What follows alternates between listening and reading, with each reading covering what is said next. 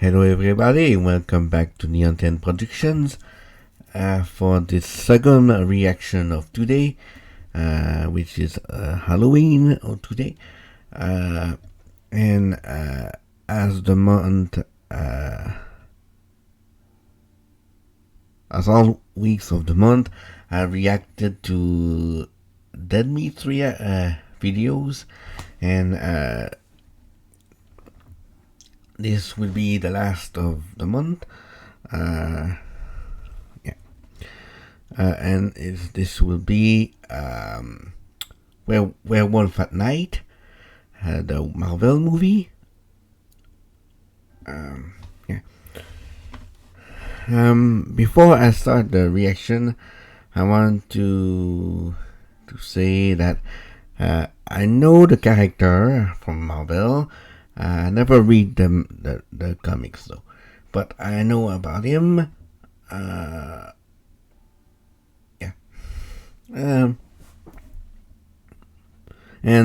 as far as MCU goes, I've kind of gave up on the whole franchise after Endgame. So yeah. But I might do an exception for this one because I love werewolf movies and might be fun to watch. But I will watch the kill count of Dead Meat before, maybe giving me a reason to watch it. Okay, so let's go.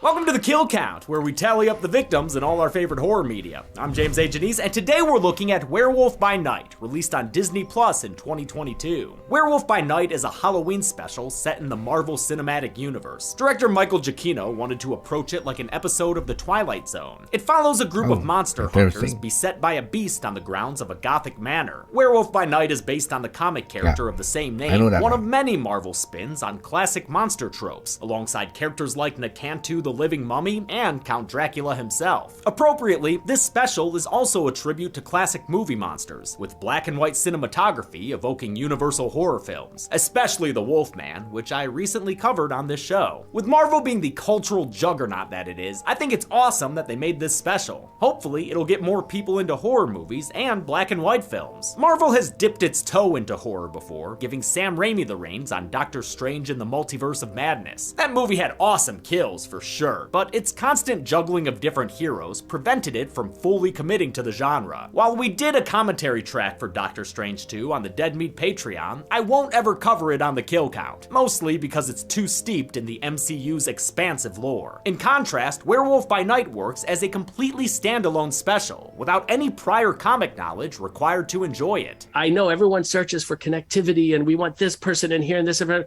I was like, no, let's just do this. Now, it's pretty well known that I'm not a fan or follower of Marvel or the MCU. It's just not for me, and that's fine, and it's fine if you like it, alright? But that's why I won't cover most MCU. I used to like them too, well, but like I said earlier, I gave up on them, and seeing what is going on with the new Black Panther and everything, yeah, I think I've made the right choice.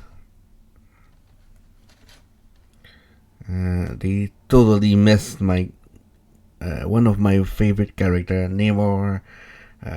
They messed him up real good, and I kind of pissed about it. But yeah.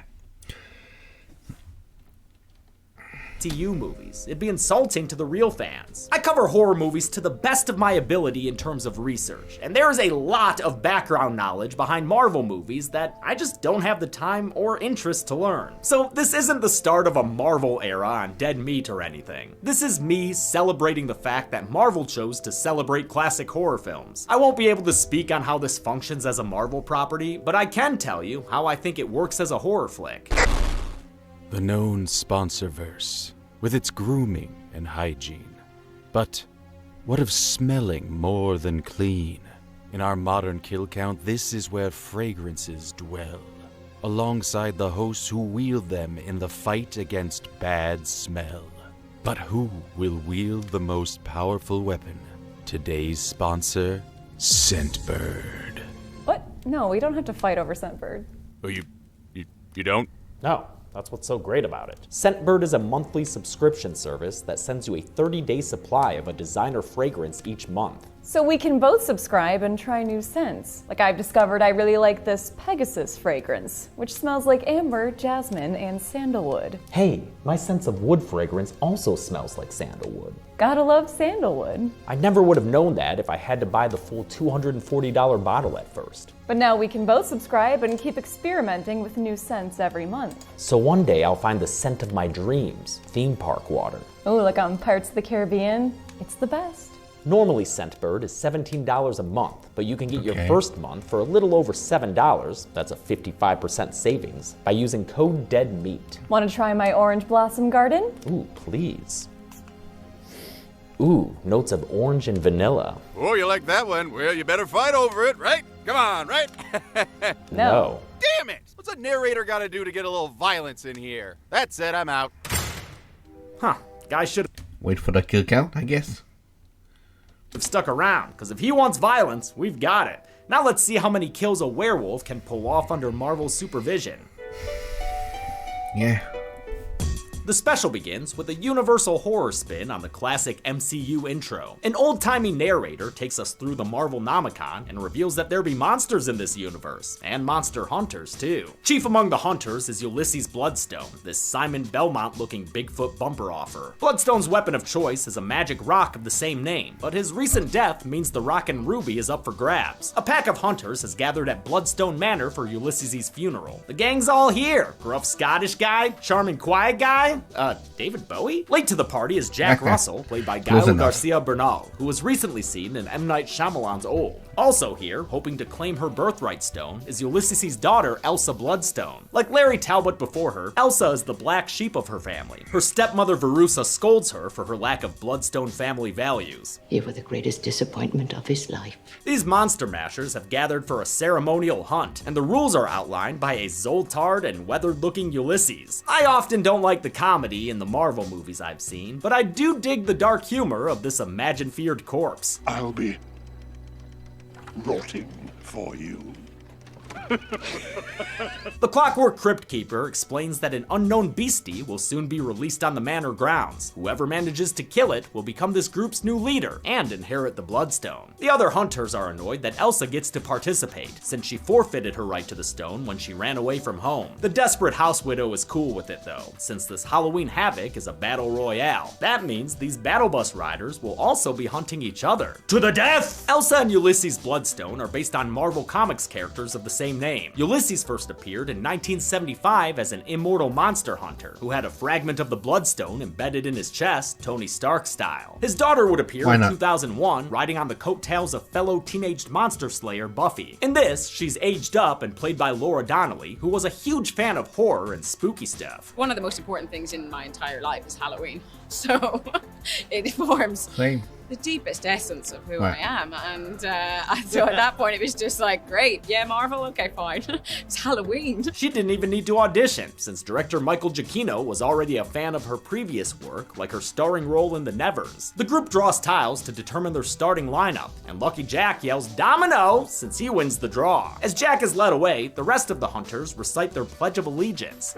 Stone and creed, for those who forged our blade.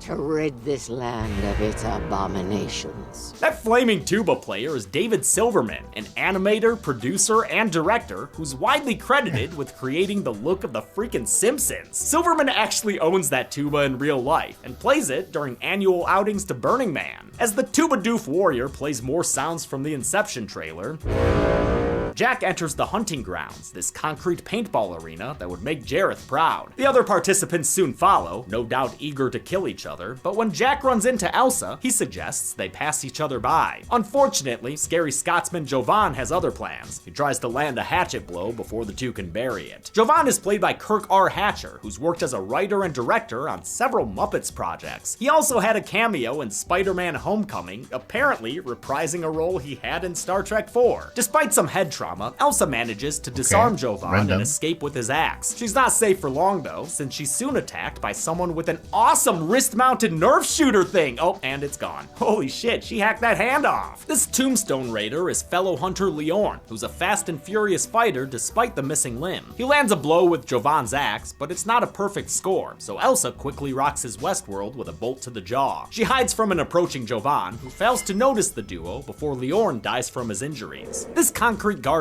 was created by production designer Maya Shimaguchi, who previously worked on Marvel's Hawkeye series. She also created the rotunda the hunters met in earlier, which is filled with Easter eggs, like a mural of a comic-accurate Gore the God Butcher, and mounted references to Werewolf by Night villains Krog and Glitter Knight. Thank God I have writers to help me out with this stuff now. You're doing a bang-up job there, Tim and Jeremy. Elsewhere, Jack is still tracking down the mystery monster when he gets a jump scare from the bushes. But Jack's not afraid, since this beastie turns out to be his friend, the Man-Thing, previously seen in the MCU as a statue in Thor Ragnarok. In the comics, Man-Thing is a former biochemist named Theodore Salas, who was fused with the Florida Everglades during a botched super soldier experiment? Sure, okay. Man-Thing originally appeared in the first and only issue of Marvel's Savage Tales, based on a pitch by Stan Lee and a story by comic writers Roy Thomas and Jerry Conway. A second story was written by Conway's then roommate Len Wein, the man who would go on to create DC's Swamp Thing. According to Thomas, the similarities did not go unnoticed by Marvel, but the characters were ultimately different enough that the company didn't pursue legal action. Man-Thing is hot and bothered by the blood.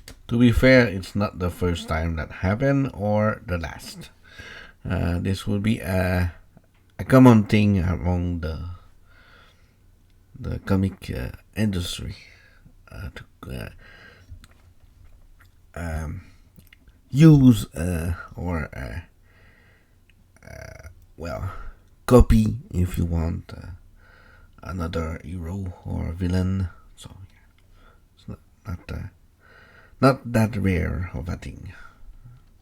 Bloodstone, which has been stuck to his back as part of the hunt. Jack intends on breaking his buddy out with an explosive, but is forced to flee when he's chased by fellow hunter Azrael. He escapes the towering tigress and takes refuge inside a mausoleum where Elsa is trying to patch up her leg wound. Jack gains her trust with the tying of a tourniquet, and the two bond over their family drama. All families have something in common. They follow us.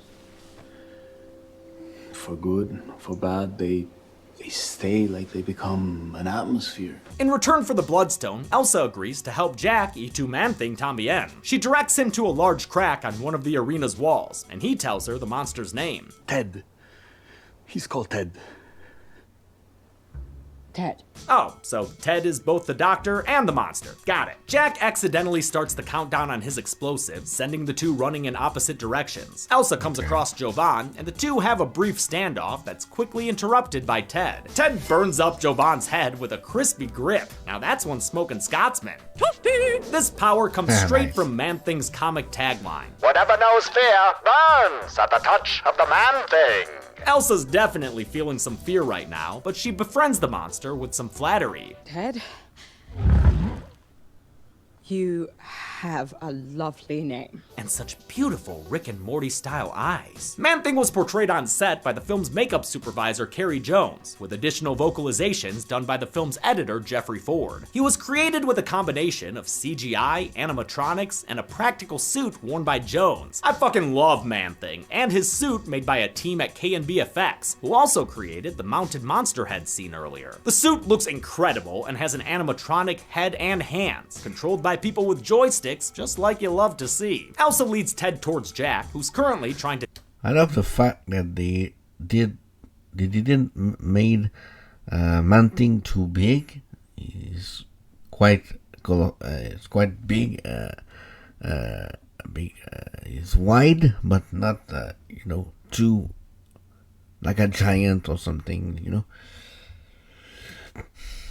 to detonate a path to freedom. It takes him a couple of tries, but he succeeds just as his friends arrive. Ted runs out into the night, but not before Elsa manages to hook herself a bloodstone. Looks like a happy ending for our heroes. That is, until Jack tries to pass Elsa the stone. It knocks him back and fucks him right up. The other hunters soon arrive, and Verussa deduces what Jack really is. A monster, masquerading as one of our own. She taunts the fallen Jack. I can't wait to find out what breed of evil you are. And the pair are knocked out with some cattle prods by Verussa's henchmen. Oof, that's got a cigarette burn. Jack wakes up from his science of sleep studies inside a big birdcage with Elsa. If his canine name or mannerisms didn't give it away, Jack Russell is the titular werewolf by night, cursed to transform every full moon. Jack's got a pretty good handle on it though. He locks himself away to avoid hurting innocents and keeps careful track of moon phases in his lunar cycle diaries. The next full moon is in 5 days.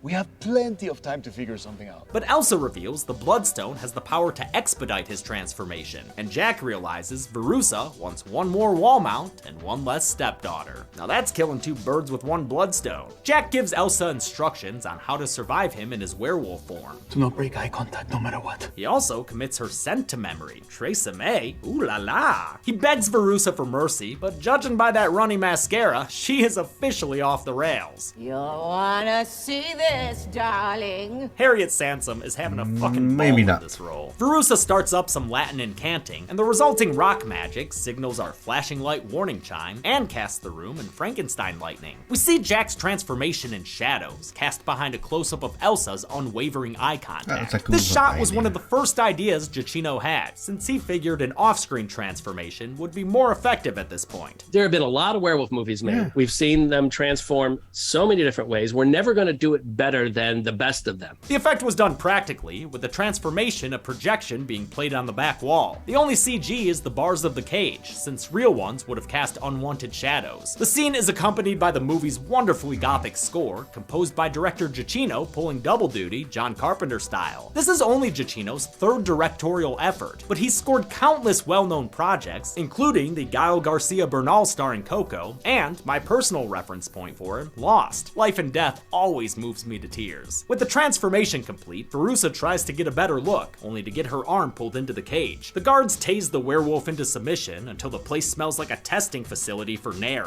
In the chaos, Jack breaks out, sending the hunters into high alert. He eventually reveals himself, leaping onto one guard and killing another by breaking his neck. Electrical flashes give us a glimpse of Jack's final werewolf form. Giacchino wanted to see Bernal's face, so they took a cue from Jack Pierce's designs for Werewolf of London and the Wolfman. Another cue they took was keeping the suit completely practical, consisting of a separate mask and suit that initially took 4 hours to apply. Major props to costume designer Maya C. Rubio. Jack takes out a couple more guards, and judging by the total number of guards and bodies we see, I'll count 2 more as dead right now, I think. A hunter named Barrasso manages to knock him off balance, so Jack Vincent Van Goghs for his ear as revenge. While Elsa and Jack are both based on comic characters, the other hunters are original characters, likely so they could take some gnarlier abuse. I don't even think their names are ever said in the special. Barrasso bounces back and grabs a sword, but Elsa climbs out of her cage and intercepts him, tripping him onto her blade and slitting his throat. Goddamn! Meanwhile, Jack is fending for himself just fine. He tosses a guard into an awesome one-take fight scene as the main entrance is sealed off, taking away most of the light. I'll count these final 5 guards as killed here, since they're all ravaged by Jack. The last 3 are killed in a way that get their blood and guts splattered onto the camera lens. Who's gonna clean that glass, Jackie boy? Elsa is approached by Azrael, who tries to get medieval on her ass with a morning star. Horror fans might recognize Eugenia Bondurant as the occultist in The Conjuring 3. Azrael has no fears of pain, so the 2 ladies duke it out. When Azrael tries to use Elsa's weapon, she outlands a hit on the lady in white, then slits her throat and plants that sword in her stone. Hell yeah! Giacchino shot this Nice. special gunning for a mature rating, but ended up with a TV-14 despite all the blood, likely due to it being in black and white, the same trick WWE uses on YouTube. As I've said before, I think it's important to have good horror for younger audiences. It's like a gateway drug to the more intense stuff, and also might lead them to this channel. With her guards dead, Verussa steps up with a bloodstone in tow and uses it to knock Jack back repeatedly. She gets him pinned against the wall, but Elsa intervenes and knocks her out. She approaches Jack and he pounces, causing her to take I can talk because the first horror movie I've watched was Nightmare on Elm Street, Dream Warrior, and I was really young at the time, so yeah, I can't talk about that. The fall. Elsa tries to appeal to his inner humanity, and since this is still a Disney production, it actually works. He gallops away and out of this station at the 11th hour. Now all Elsa has to deal with is one wicked stepmother. Elsa!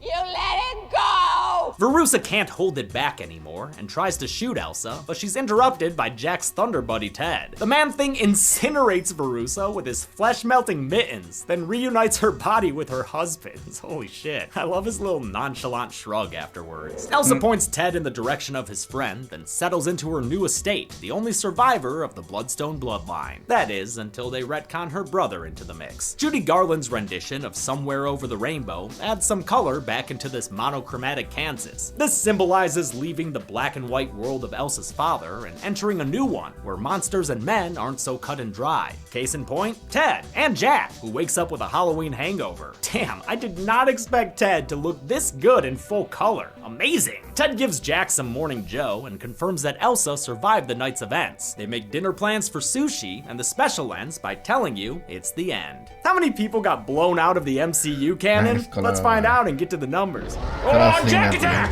MCU!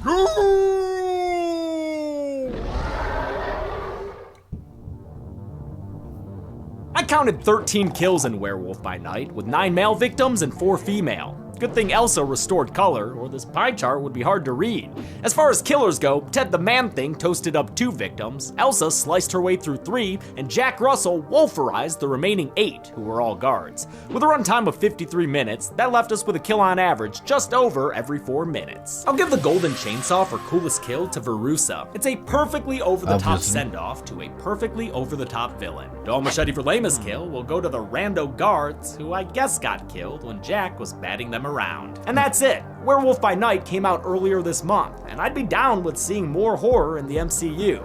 I hope you all have a happy Halloween. You can do it. Until next time, I'm James A. Janice. This has been The Kill Count. Thanks a lot for watching this first ever Marvel movie Kill Count. And thanks again to Scentbird for sponsoring today's video. Again, use code DEADMEAT for 55% off your first month. Seriously, get that sense of wood fragrance. I love sandalwood! Broke a good kill count streak I had going by forgetting my wedding ring today. God damn it! If you like this awesome shirt I'm wearing, that's available for purchase right now at deadmeatstore.com. It's available in this color, black, and on the cover of a notebook. I love this design a lot because it's got Lucy right there on my belly button. I want to thank all of you, every single one of you who's watching this video right now. Whether you've been subscribed for years or this is your first video on the channel, I thank you for taking the time to watch it. I know that originally I said that this Sunday we'd publish the intro to that movie we're trying to make pregame, but post-production's taking a wee bit longer than expected, so that'll actually be out a week from today, Friday, November 4th. Thanks everyone. Be good people.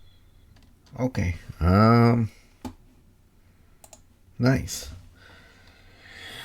Okay. Yeah.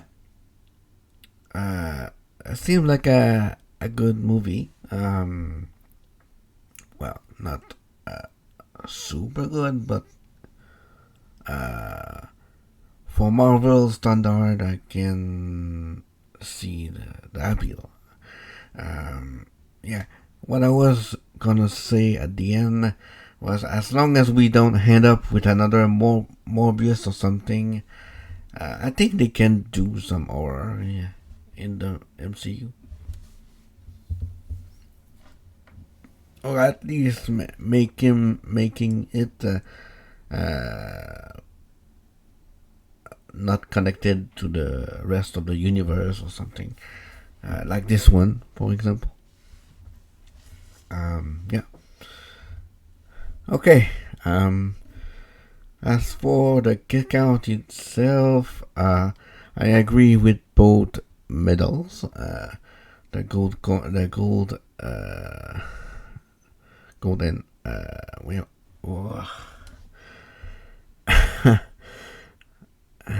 Whatever. Okay.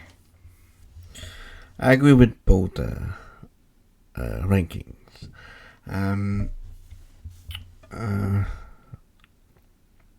Usually, when the kill is not certain, they often get the bronze one. So yeah, that makes sense to make that random guard the bronze medal in this case. Yeah. Okay.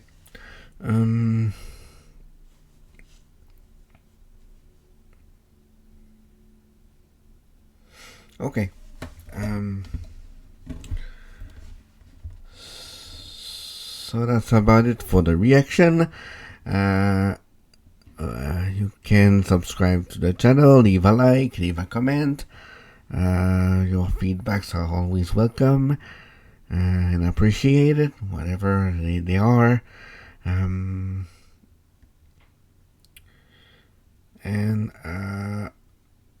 Now that the reaction is finished, and this will also be the last for October, at least the last Den Meat.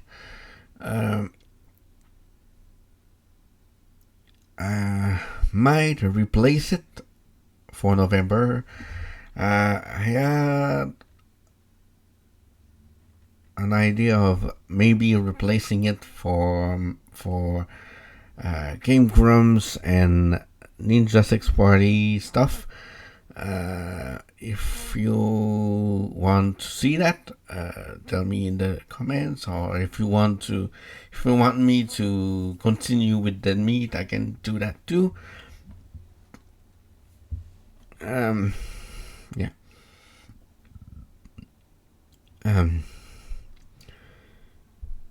I used to be a big Game Grumps fan, and I haven't watched them for a very long time, unless it's for random videos here and there. But since the big boom of VTubers, I've kind of lost tracks of their videos. And yeah, what's cool about Game Grumps videos is I can do either playthrough reactions, I can do reactions for the 10 minutes power hours, or even the animations. Yeah, so it's going to be a little more varied for next month. Yeah, so yeah, that's about it. Starting next month on November, I will have new animations on the channel. I've already talked about it during the videos the previous week, but if you missed it, basically what I want to do is adding a new playlist with which will be kind of similar to the Family Guy videos, in which they are basically tracking animations, and this would be similar to this one, but with The Simpsons. And I will use Vocaloid models, TDA mostly.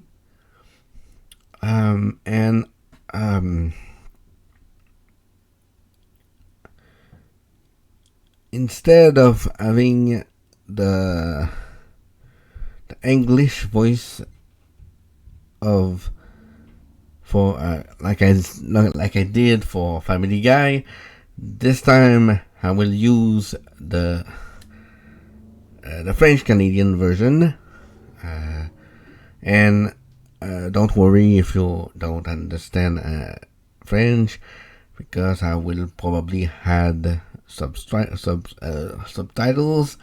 myself into the videos, and yeah, just to be a little easier for the non-French viewers on my channel. Yeah. Okay. That's about it for what I had to say and what I had to do for this week. Yeah. So see you next month for a few new stuff and yeah. Okay. Bye bye for now.